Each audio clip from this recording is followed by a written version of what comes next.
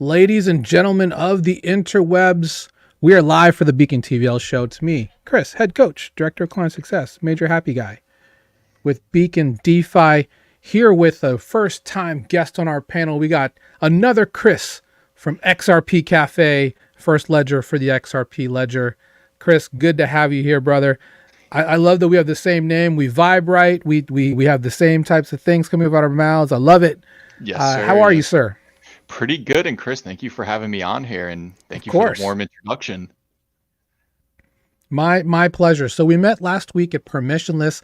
I've got the XRP hat on. Ladies and gentlemen, this is the hat that I wanted out of everything I saw there. And I've got a ton of hats. In fact, I'll talk about this hat right here too. This is from 9DCC from G Money. This is an NFC enabled hat, guys.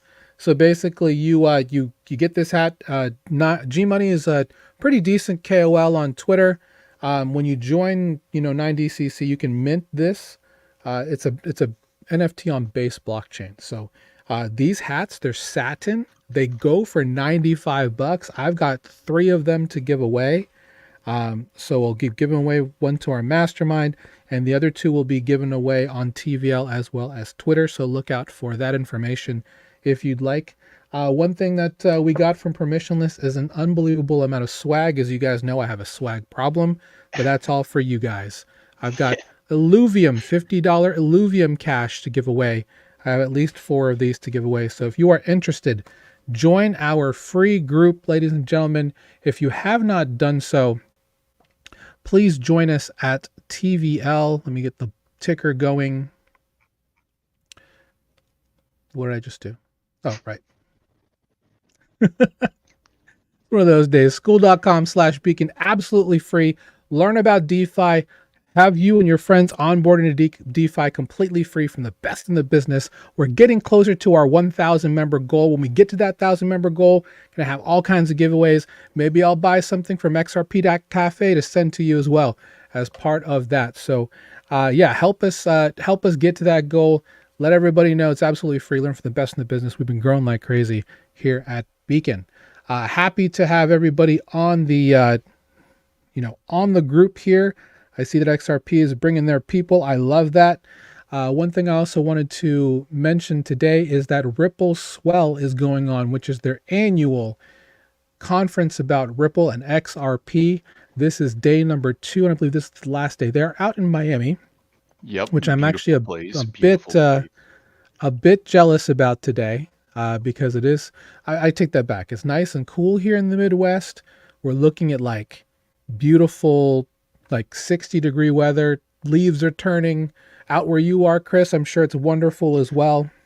I drove down to the beach a couple days back, and there's this one road with just trees on both sides, and it looks like a coloring book. It's absolutely beautiful. So I do like the changing of seasons up in the Northeast. And, this is when we get a lot of people from, New York, New Jersey coming down, checking out the trees. It's kind of a crazy phenomenon. Exactly. And that's the main reason why, right? 100%, 100%.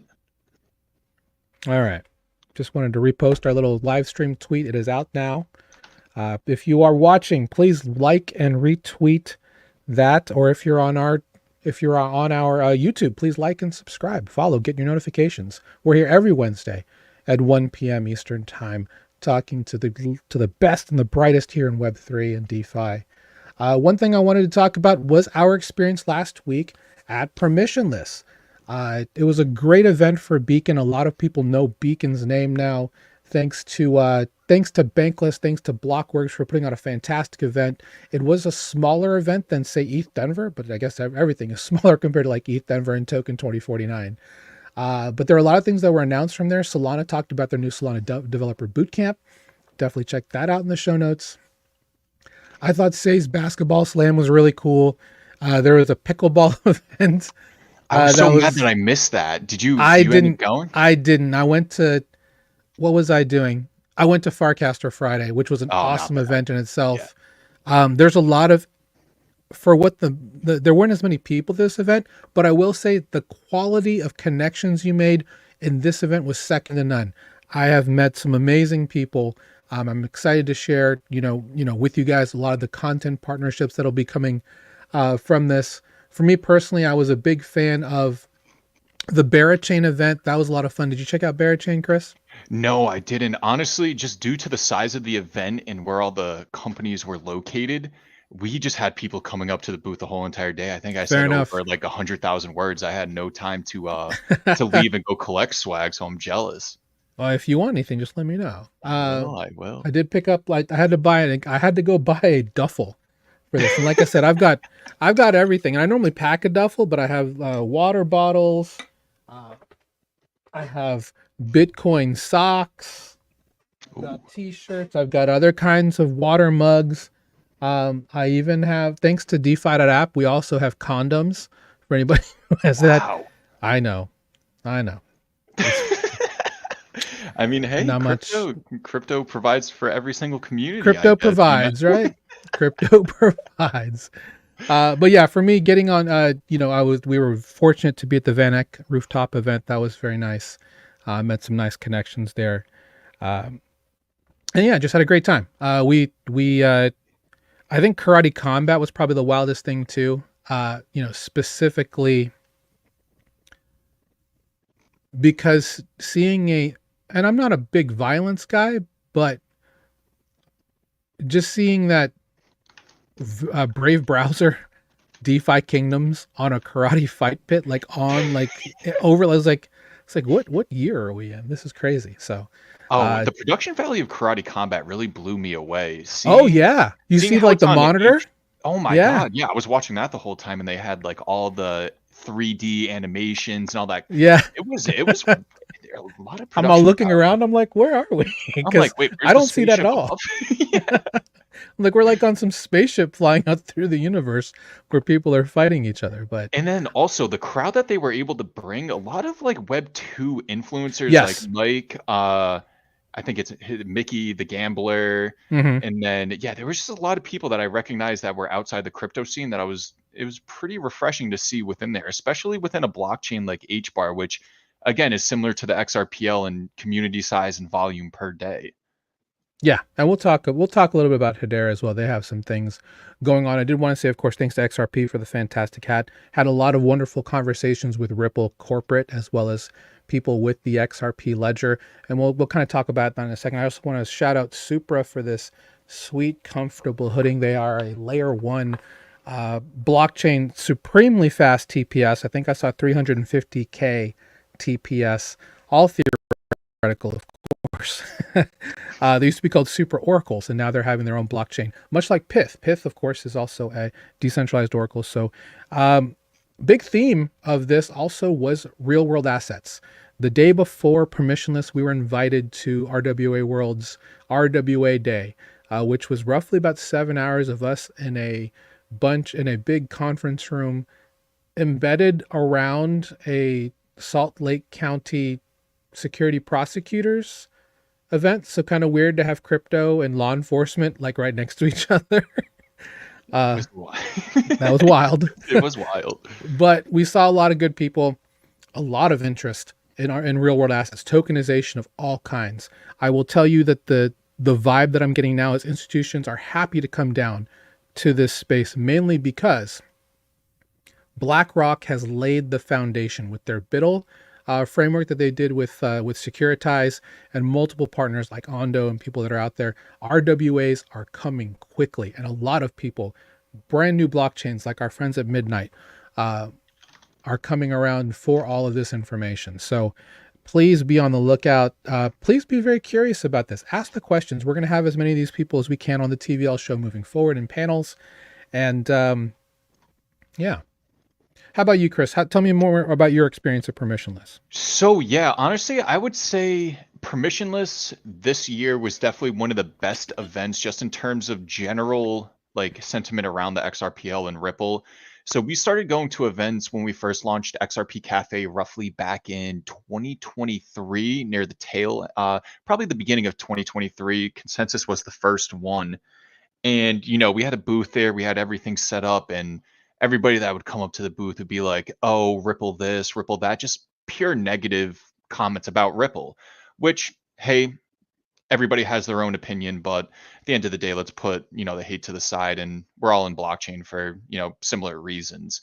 Now, fast forward to right now, previously at Permissionless, this was probably the best event just in terms of overall sentiment around Ripple and the XRPL being positive. We, for example, like yourself, came up to the booth. Oh, love XRP, one of the first coins that I've held. I had no clue that you guys even had an ecosystem.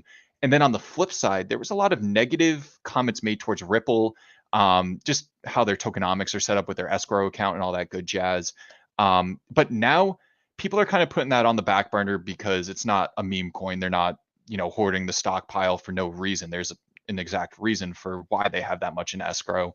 But a lot of people were happy about, the fight that Ripple is fighting right now with the SEC, because in just general crypto, what Ripple is doing is really good for the space in terms of like clarity and all that good stuff. So I would say this event was the best. And granted, it was smaller than last year.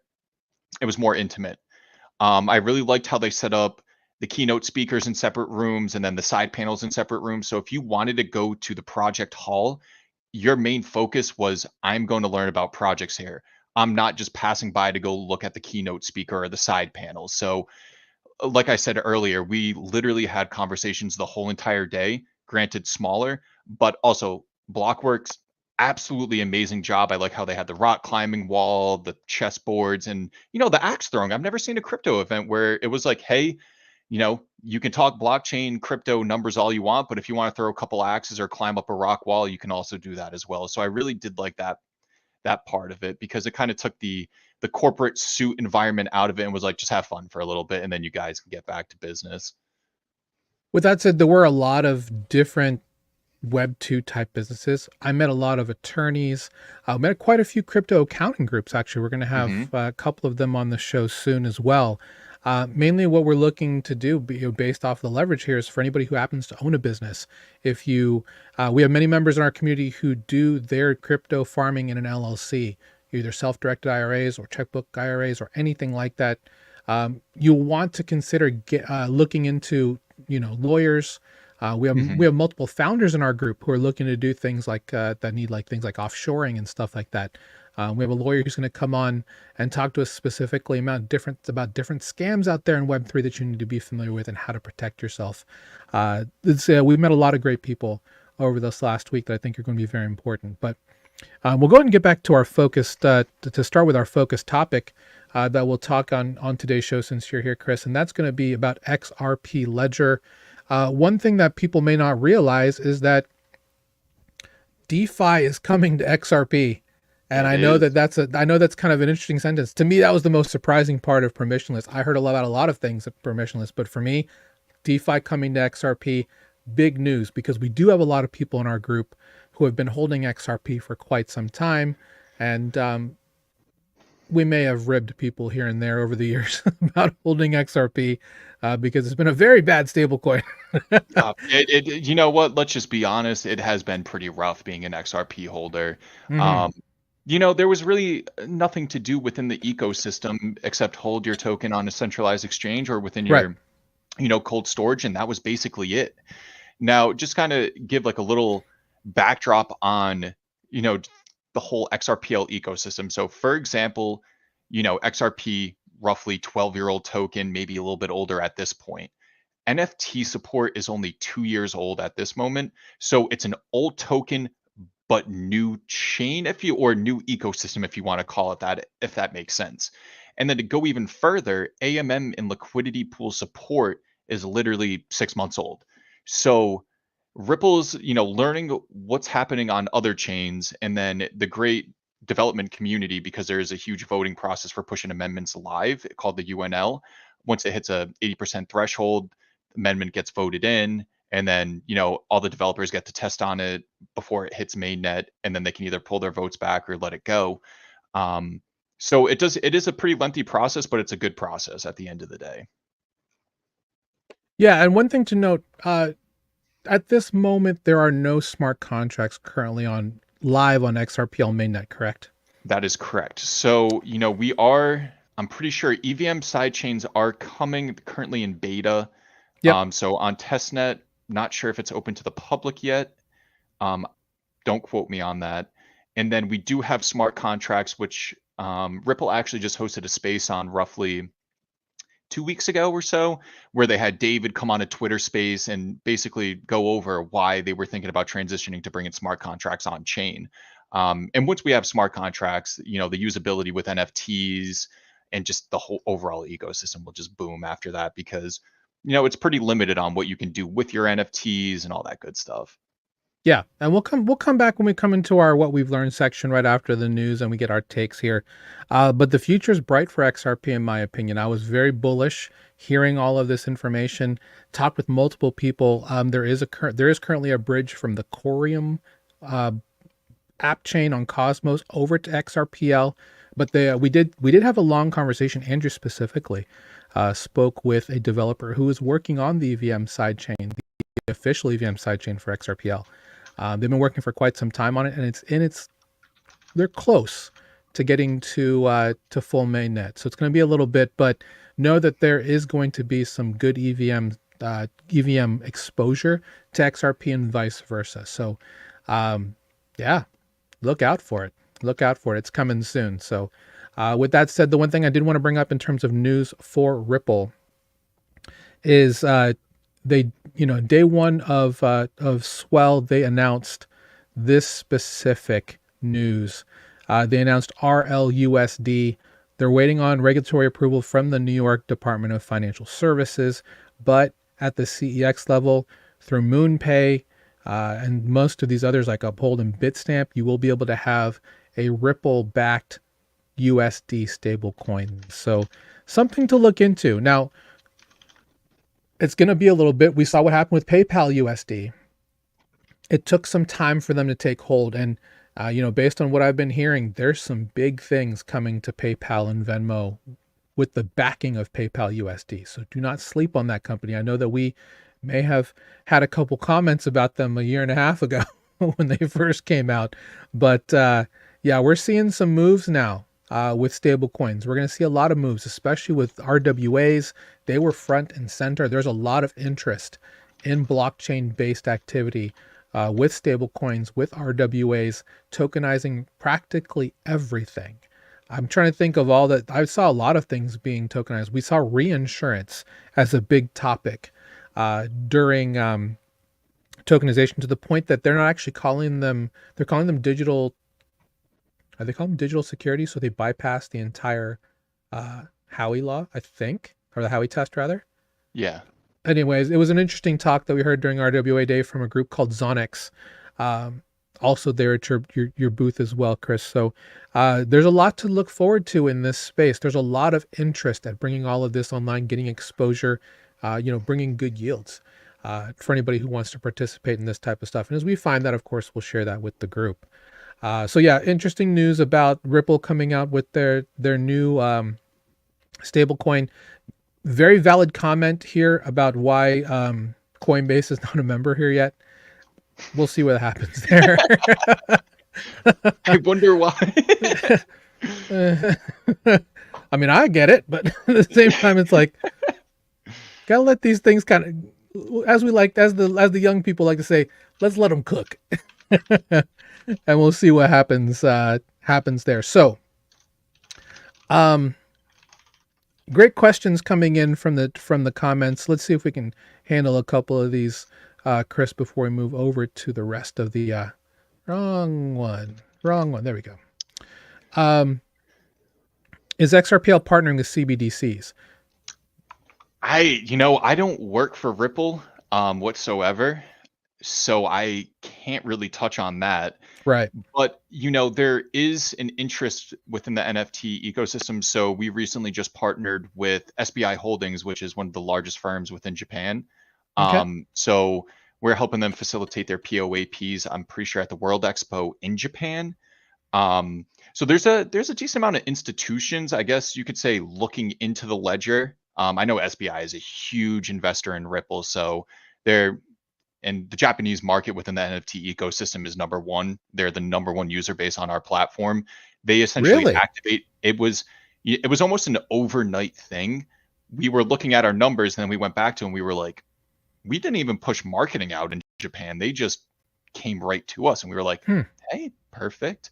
But that's like the first major partnership that we as a project building on the XRPL has had. As for CBDCs and Ripple, I personally have no clue on that front. I would honestly say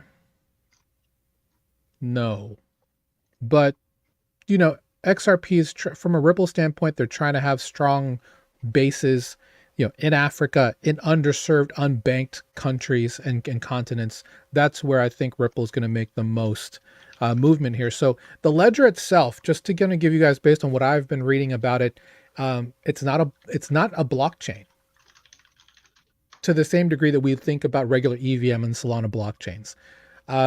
People have to host these ledgers within nodes, and then they are all kind of more of like a peer-to-peer swarm, if you're familiar with that term.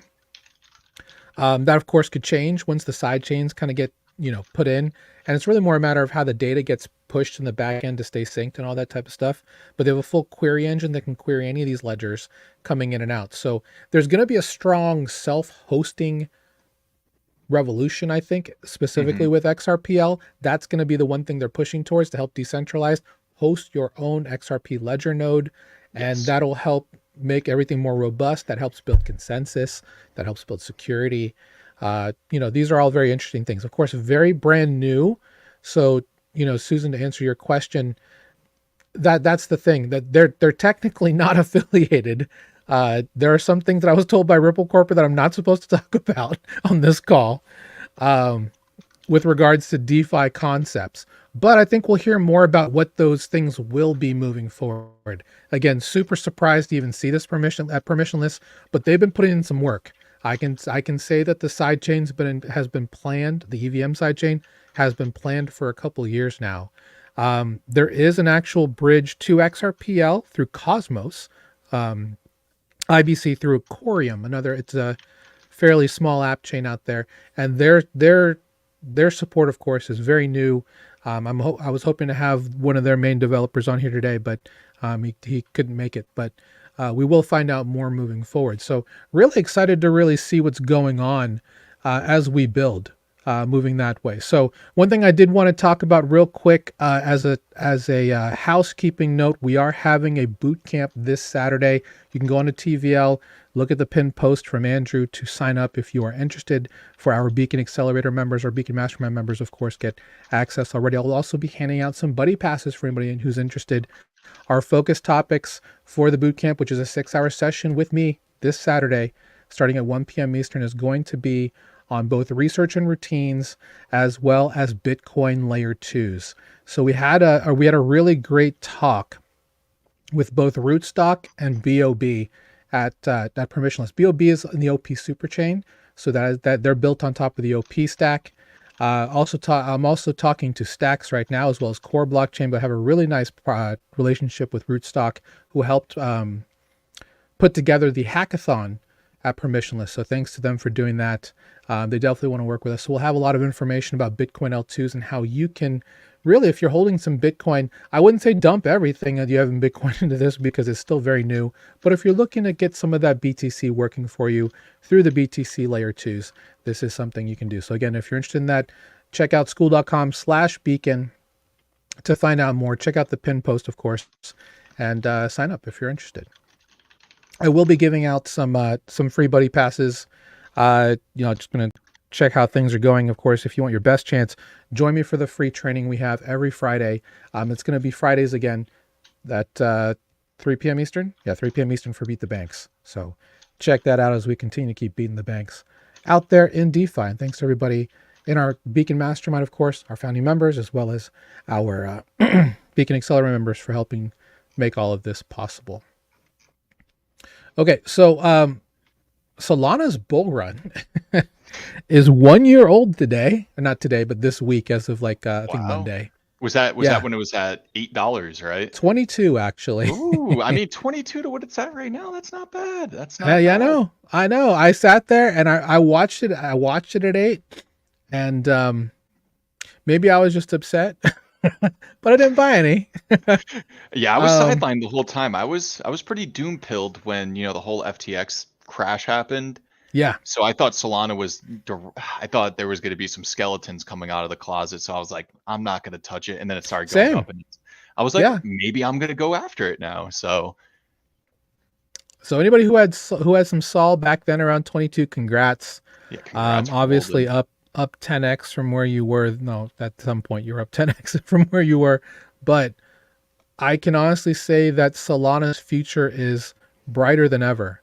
Honestly, with everything they have with Web 2 stuff, with their integration with Solana Pay, with Shopify, with their new Blinks infrastructure, so you can do Solana blockchain actions anywhere. Obviously, we're very bullish on Jupiter, on Meteora, and all this Mhm. stuff that's out there. Yeah, the future is super bright for what we call the people's blockchain at Solana. So Yes, congrats to sir. everybody who's been a part of the scene, whether you like NFTs, whether you like GambleFi, whether you like liquidity provision or staking through whatever module. Didn't think we'd be here, but here we are with Solana. There we go. Actually, we should probably look. We didn't actually take a look at the market, which we normally start with. But with regards to where we're at today, obviously we had some serious moves over the last couple of days. Oh wow. Damn, BTC is XRP is out of the moving. top 5. That They're at shouldn't 7. happen, guys. That shouldn't happen. Hey, you guys. You know what? $5 tether is still on the table. So let's Five see where dollars. we. That's a joke. But we're seeing things happening. Obviously, uh, 50 bip basis cut, US elections coming, a lot of inflows with the BTC ETFs, not so much with the Ethereum, but Ethereum and BTC travel together fairly well. Uh, but we'll see. We talked about there's a possible golden cross happening this week with Bitcoin with their moving averages. So could we see 71 by week's end? There is some, I want to say there's definitely a poly market prediction market for that. But yeah, really interesting. Any thoughts on what we're looking at right now, Chris? Would love to hear that from you, sir. Oh man, I want to be just max bull right now, but we're in a pretty decent chop right now. So honestly, I don't know where the market's gonna go. But if so, like you're talking about poly market, there is a crypto bet going on with a couple people within the general crypto community. I'm sure you guys have heard of Credible Crypto, right, on Twitter. Yes. Um, so he actually just wagered. He's saying we're gonna go see, I'm pretty sure, 40 or 50 before we see 60. No, wait, where is it? But there's a nice little wager going on within crypto Twitter. I think this is the first time I've ever seen people actually put their money where their mouth is. Wow. So you should, yeah, it's against Credible Crypto and Trader IV. Trader IV thinks 71 by the end of week. Credible thinks below, I think, 60s. So Wow. Going you know straight what? capo. I'm sitting on the sidelines. I'm gonna watch them. There's a decent amount of money on the line. I'm pretty sure they both put up 10,000 US. So they're it's gonna be a cool battle to see. I'm excited. Well, So we're about a year about a year and a half removed from the bet yep. between God, I forgot who was between. In any case, obviously they settled that bet Mhm. because we didn't see 100,000 Bitcoin within Yeah. 90 days. There's no crazy hyperinflationary event that caused that. But you know, seeing all this green, we're seeing a lot of buzz. If you zoom out, it looks like a tremendous bull flag is forming ever since Yes, that it high does. at 73. So ultimately, obviously, what can I really say? Obviously, not financial advice, do your own research. I am not one to take leverage in this market. I'm one to just play the LPs, play the concentrated liquidity, prey off the behavior of other investors and make tons of fees and yields. That's pretty much what a lot of our members have been doing for the last 6 months, and they're continuing to do moving forward. So we jokingly have a meme that says volatility is a yield farmer's best friend, Yes. and we'll we'll keep farming, that's for sure. But Keep yeah, farming. so outside of that, looking at bubbles, uh, yee, Ooh. ooh. That looks a little bit better. I like this. I like this. Yes, obviously green up top. There's a lot of news about Athena right now that I think is very bullish. I'm not a big high tier meme coin guy, like interesting about Mog, interesting about Doge and Nero, starting to come back there. But we're starting to see some Mew. Damn, what did I sell? Anyway, still bullish on Jupe. We'll continue to be bullish on Jupe. But we're seeing a lot of movement. We're seeing a lot of bids. A lot of people are very excited. And I think the news that's coming forward is going to be interesting. We're seeing more and more people take a lot of interest in the U.S. elections. So we are very close. Make sure you go out and vote regardless of how you feel and who you support. And yeah, we'll see what happens on the other side. Either way, most groups have been saying we're still going to go up and to the right, regardless of who actually wins the election. So I think so as well. Crypto has a mind of its own, so sure does, brother. it's not like the stock market where it shuts off at 4:30 Eastern. 2 o'clock in the morning, it could have some massive moves. So I'm all for it. I'm excited to see. Me too. One project that I'm assuming is hoping for more hype is World Liberty Financial. They had their they had their token sale on the 15th. Now they did lose a lot of support. People Really? running for the exits. Well, I was I was listening to the actual Twitter space, and they waited until the absolute last moment to mention that they are fully KYC'd, and you have to be a Reg S, like accredited investor, to buy the token. We did talk about this, when the token came out. We had the tokenomics. It's roughly 63% for the main sale. They're looking to raise 300 million. They have not done so. They have a Dune dashboard here for anybody who wants that. That'll be in the show notes. They have raised $11 million so far on the pre-sale. They are quite a bit from their goal. In fact, I think I saw that some holders were already selling some things. I'm not sure, but the WLFI token is a soul-bound token, meaning it cannot be sold or transferred. It is a governance token as well. So for those of you thinking this is some moonshot token going to the moon, it's a governance token. So there has to be some sort of utility in holding it. But we'll see. It is an approved front end now for Aave. It'll be built on top of Aave after all of their lovely news about how it was being built. As you can see, they do have some buys. They have a good team. They have some people that have some knowledge. I'm actually surprised at how much I actually agree with a lot of things that Don Jr. says about DeFi. As you can see, here are the here are the two outliers from Dolomite and DoFinance that are out here. But yeah, they're very suited up at this group, I must say. But Yeah. they do have some decent advisors.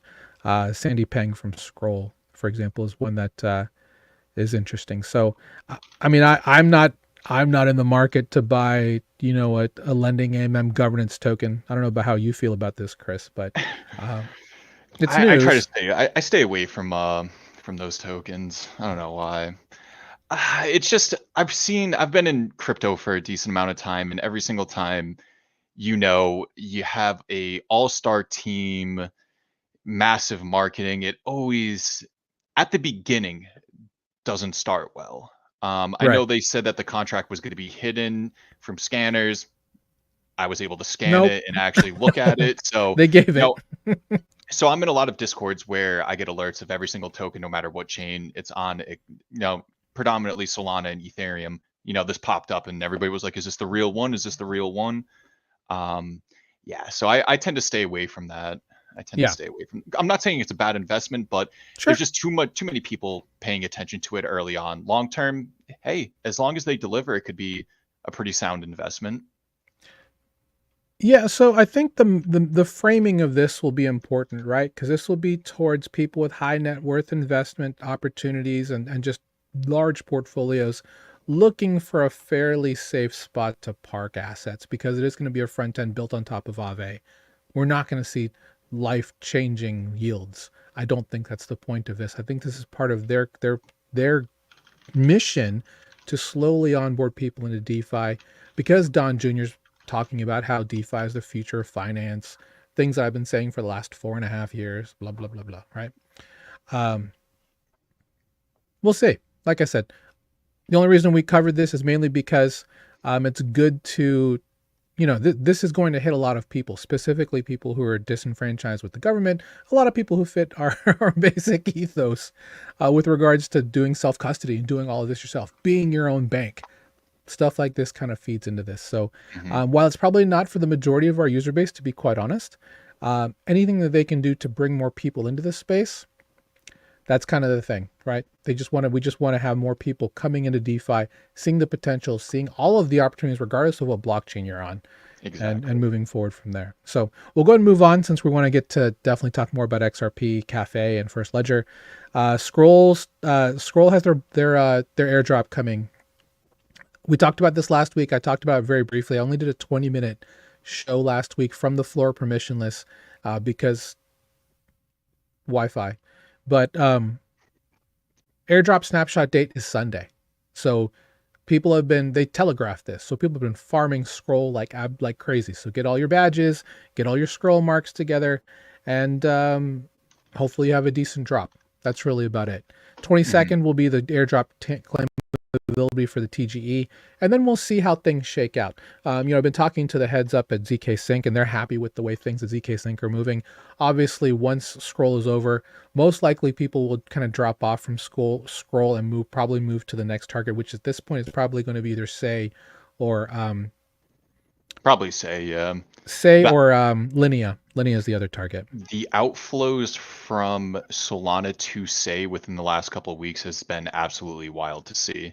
It's so crazy how people can like have a narrative switch like that. Yeah. And then the hive mind just goes. And it's cool to see though. Yeah, Say and Sui. Both of them have been pretty crazy. Sui. Sui I just wanted to make sure. I thought you were talking about Sui, but it's fine. Say is good too. I mean, Say has been seeing some great. I actually met the team from Say last week as well. They're bullish on Beacon, but we're looking to definitely just see exactly what's going to be happening.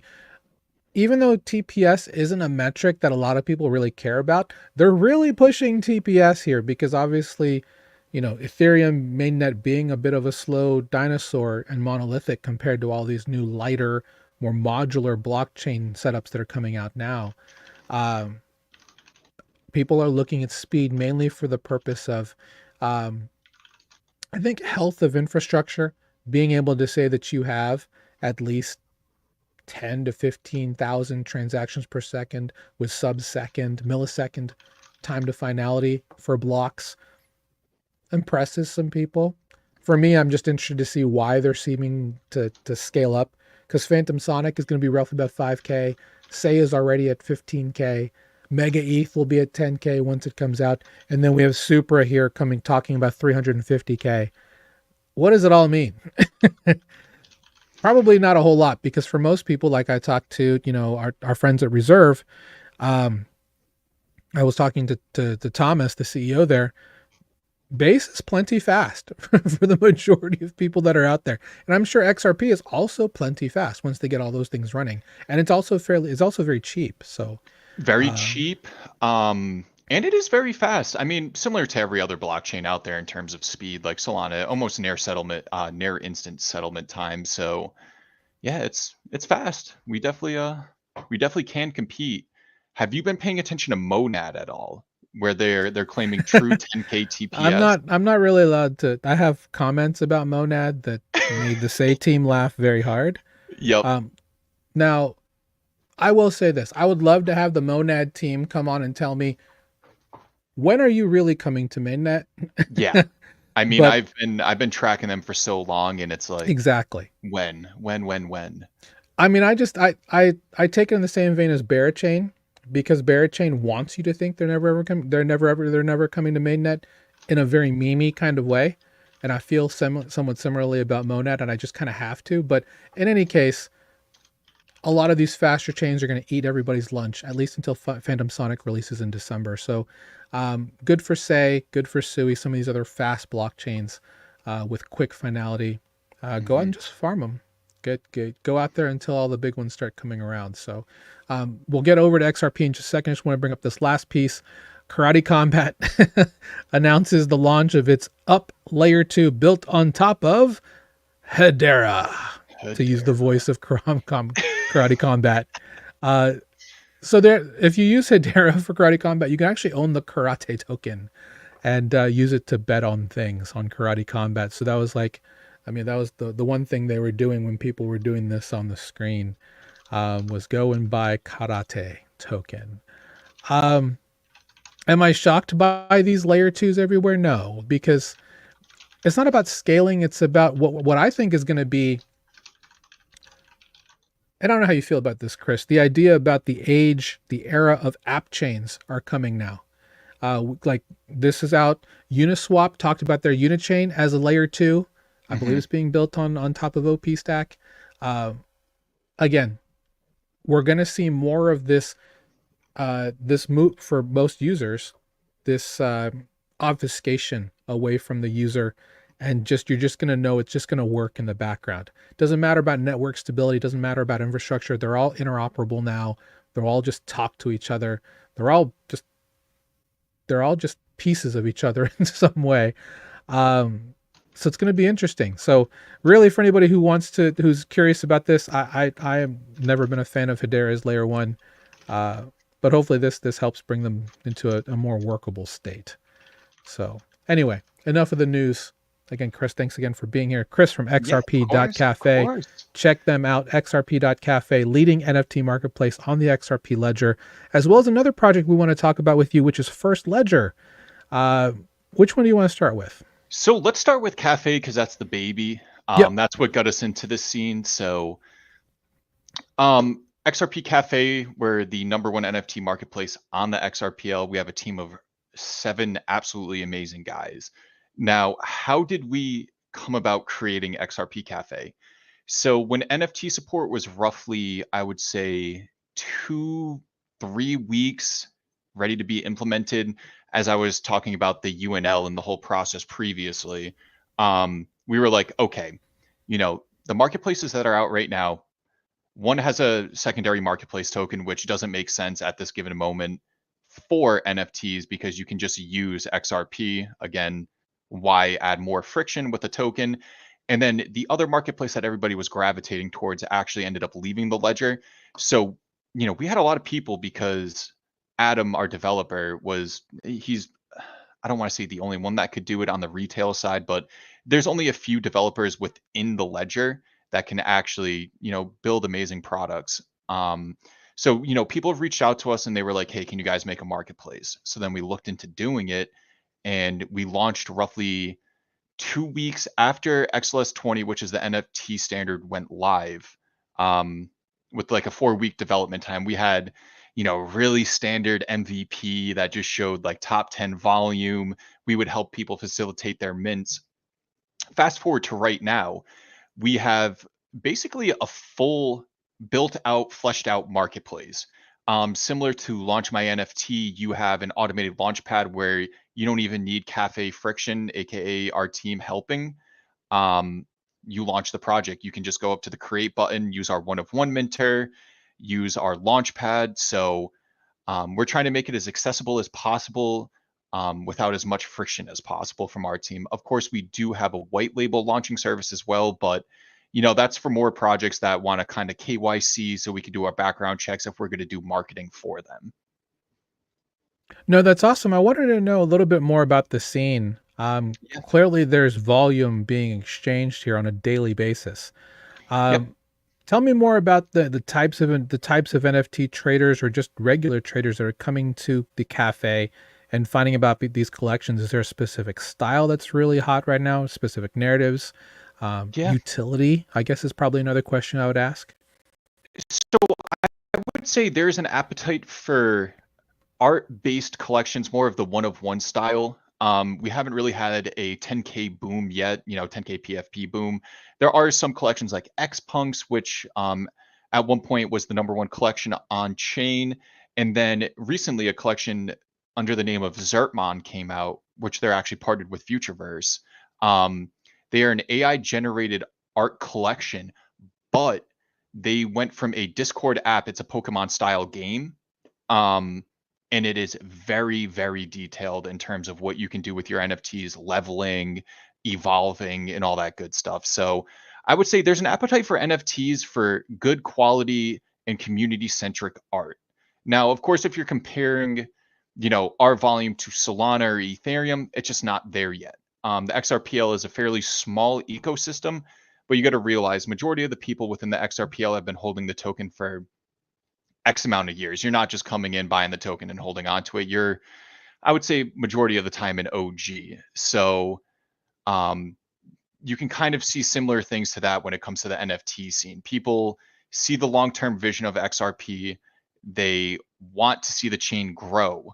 So they're not just going to let the NFTs go for the current value, because if there's ever an explosion within the scene, the OG NFT projects are going to see price appreciation. The new projects are going to see price appreciation. So a lot of people are diamond hands in the XRPL community, as you know, with the token holders as well. Yeah. So one thing we talked about before we came online was um, certain teams that are looking to move over to XRPL, right? So what do you think is the main allure? What's good for builders and other projects coming over to XRPL that would probably add to their success here on Cafe and other marketplaces that'll probably inevitably pop up?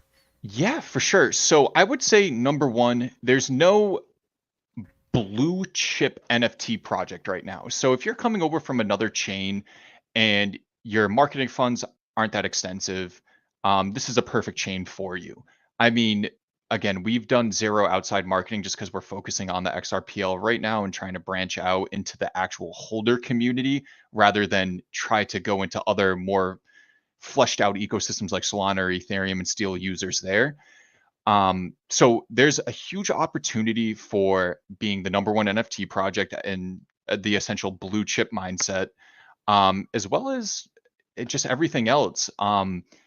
And the barrier for entry within the XRPL again is minimal. You can come into this ecosystem, minimal marketing funds, put in a little bit of elbow grease in the community, make friends, and you can essentially foster the whole community. And then if you're coming cross chain, bridge your friends over, and then I mean, you have a for sure winner right there almost.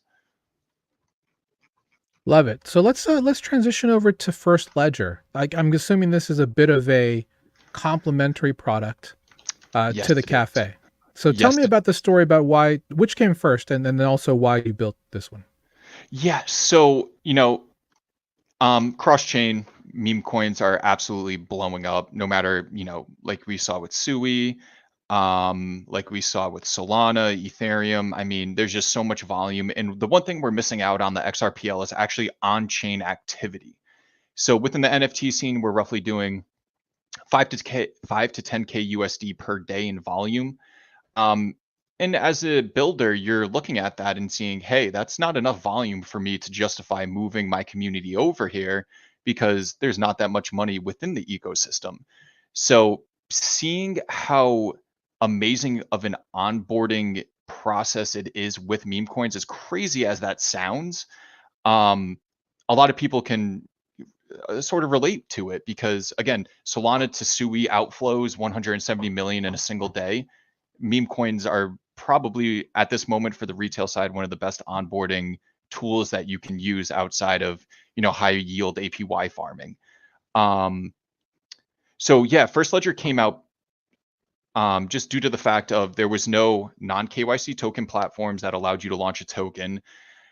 As tokens were launching, outside of the First Ledger platform, they weren't open in liquidity pools. So the token would just essentially be an order book, which Mm, again, nobody wants to buy because then you're going to have to stack the sell side, the buy side, and you're kind of just sitting there waiting for all this money to come into. So we were like, okay, we want to take the ideology of pumped up fund in the sense of how quickly it is to launch a token. But on the flip side, since we can't do lending and loaning, we're forcing the issuer, if you want to launch a token, we want you to put money backing that token. And then as that token's being launched, we want you to burn liquidity prior to going live. So what you're looking at right now, there's a lot of tokens. So we index every single token on the ledger.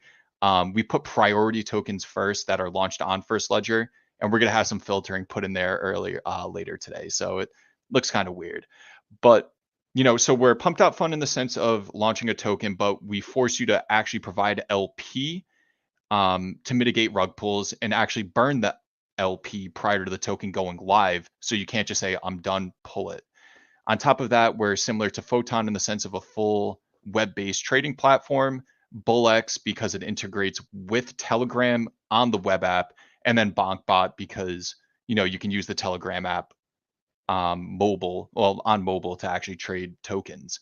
So we're kind of a combination of a lot of platforms. We have referral programs, point systems, and a lot of cool things coming in the pipeline to try to kick off some more on-chain activity. So when people do check out the XRPL, it's not just NFTs, and you're not just sitting there like, all right, now what do I do?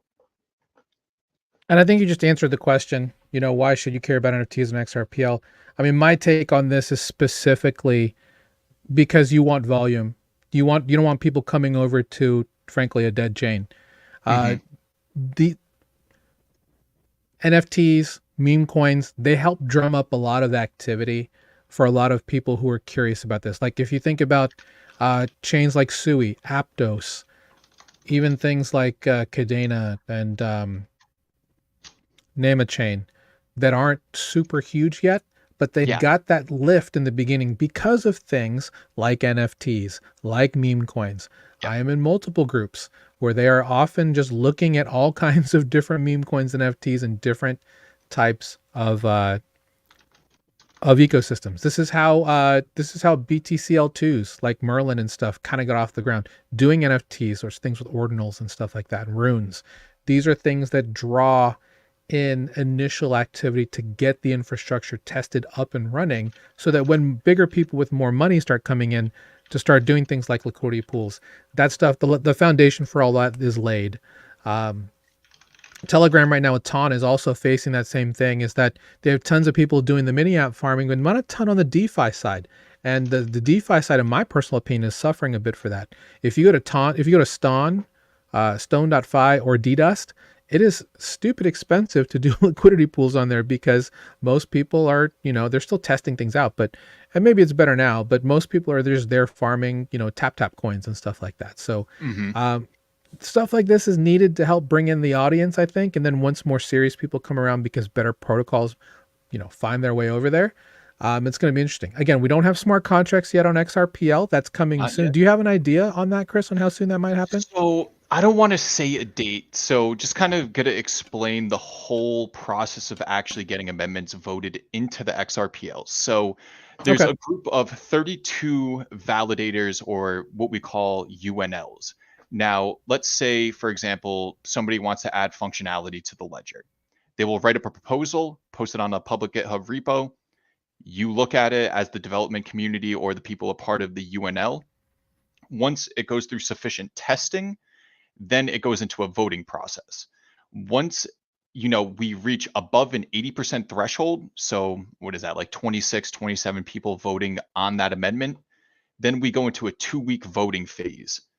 Now, keep in mind, NFTs, we joined the scene back in 2021. We didn't get NFTs until 2022, the tail end in October. So it's not a quick thing, unfortunately. So I would say, just to be safe, smart contracts are a huge overhaul to the ledger. I'm guessing they're going to take, I would say, probably a year, maybe a year and a half Okay. before we see the support. It's not instant, it's not overnight like people want it to be. But at the end of the day, we push something like that live, it adds more functionality. And imagine there was some sort of exploit within the contract and that people were getting hurt. That would all fall back on Ripple. And Ripple, as you know, they don't want that right now. No, they're So very specific on what they want right now, which is exactly. we want So the process the is infra. slow, but it's a good process. So it's worth it. Excellent.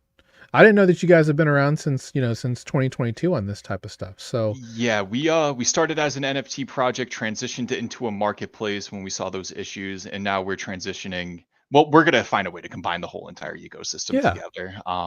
But we want to keep them separate because, okay, you come to our NFT project, and then people are just going to correlate the NFT project with the marketplace, and then expect the NFTs to have utility with the marketplace, which, again, we don't want to do. That's completely separate. And then with the tokens, we want to keep the tokens and the NFTs separate, but somehow, not reward users, but incentivize users to use all of our platforms and stay within our ecosystem. You can kind of see what we're doing with First Ledger and the leaderboards and point system. So similar expectations for Cafe as well. Excellent. So, if I wanted to get started, can I create a website account before the Telegram account, or um, So, yep, you can, but it's all ran through Telegram. So what it's going to do is, as you go through the wallet creation process, it's actually going to kick you back out into Telegram again. okay, I can't stress this enough.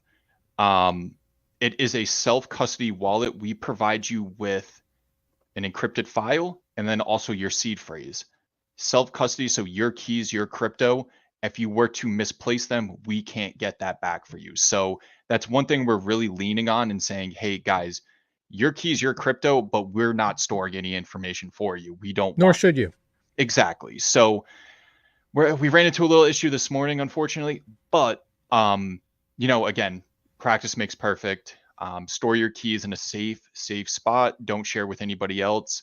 Your keys, your crypto comes to it's what comes with being an adult and having the having your own wallet and whatnot. You need to practice good key management. And we talk about this a lot. I would definitely say, if you're going to be doing this, ladies and gentlemen, to make sure that until that, and we there's no clue when we'll have ledger support or Trezor support or anything like that. This should definitely be a hot wallet, a burner wallet that you should use. Send funds to it.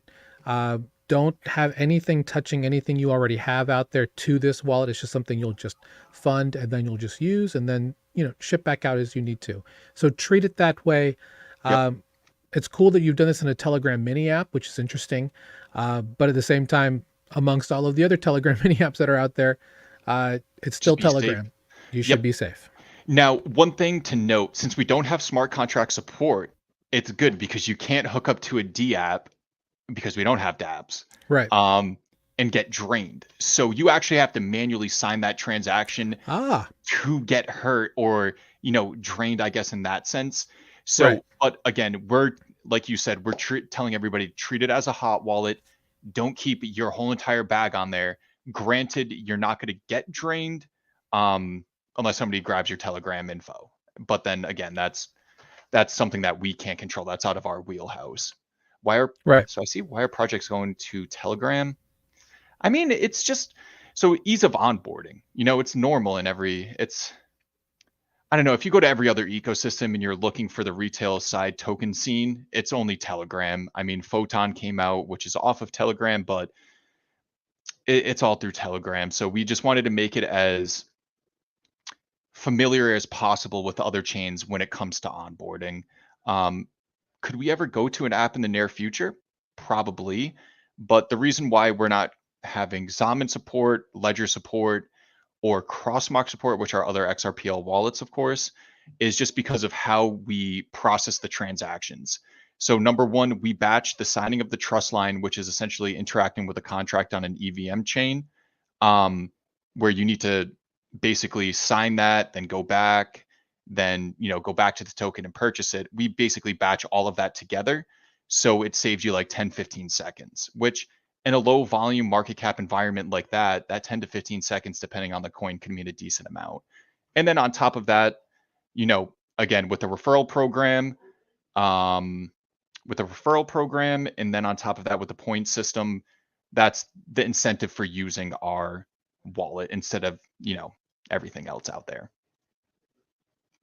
I think it's a good question that you asked, though, Susan. So ultimately, I think the answer here is you're building tools that people will use, right? There's 300 million wallets and active users on Telegram, and for something like this that isn't fully baked inside of a dApp, going with a mobile platform or a desktop messaging platform like Telegram was the easiest way for them to get users into the system.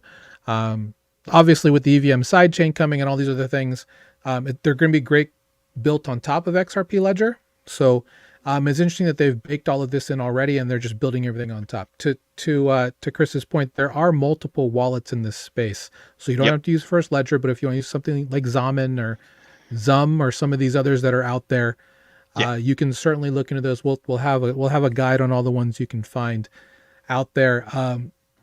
But this is all still very early, right? This is something that we talk about all the time. We love to be early. This is all experimental. do not put your entire bag into stuff like this. This is all meant for you to, we talk about our 40-40-20 thing where we put everything in buckets. You have the high risk stuff that's like 2 to 5% of your portfolio.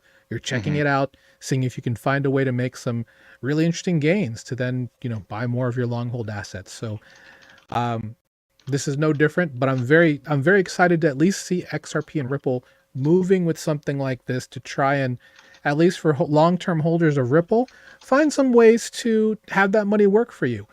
Is it, are we going to see more mechanisms on their chain doing this on the ledger? Absolutely. This is just the first beginnings. Mhm. And obviously, if you have an appetite for NFTs and stuff like that, and if you wanted to participate in the ledger now, farm the leaderboard, get points, and get the cred and the status of doing so, feel free. Our goal here is to highlight what XRP and they've been doing through their hard work and doing what they're doing to help establish the community. As you all know, a lot of times it is meme coins and NFTs that start a lot of these revolutions. It's the biggest oil driver right now. Look at Solana, look at Base, look at all these other places that have a dot fund style mechanism. People are participating, and that's kind of the long and the short of it, right? Yep. And as time goes on, again, we're coming up on 24 hours in terms of release in the next hour. So this soft release was more of a litmus test to see how people are interacting with the product, where the pain points are. Do we increase minimum LP spend? Do we increase this, decrease that? So it's going really well. We're taking all the feedback as possible, and then we're pushing a massive update today to get everything squared away with the issues that people were having, which is cool to see. So everybody's happy with it. I can't complain, honestly, and I'm blown away. I think just looking at DAP radar, we just crossed 100K in volume within a 24-hour period, which, keep in mind, the XRPL NFT ecosystem does roughly $7,500 to 10K maybe per day in volume. So Wow. this is Congrats. this is crazy to see that there's an appetite. Maybe it comes back to, again, the quality of projects being launched within the XRPL on the NFT scene, because it's weird. There's projects like Tessera, Zertmon, where they'll launch and instant sellout. But then, unfortunately, some other projects they'll launch and get absolutely no traction. So at least with tokens, they're a little bit more. It has that instant gratification for people. So we're hoping a trickle down effect. People make money on tokens, come into the NFT ecosystem, increase that on-chain activity, and then more teams will come over to launch products, either NFTs, actual applications on chain, because there's more volume. So we're hoping best case scenario happens. And we're going to work hard on making sure that does happen. Absolutely. No, and I think that's the one part you mentioned that's important, is that your project is not a KYC project, where there are a lot of Mhm. projects on XRPL that are.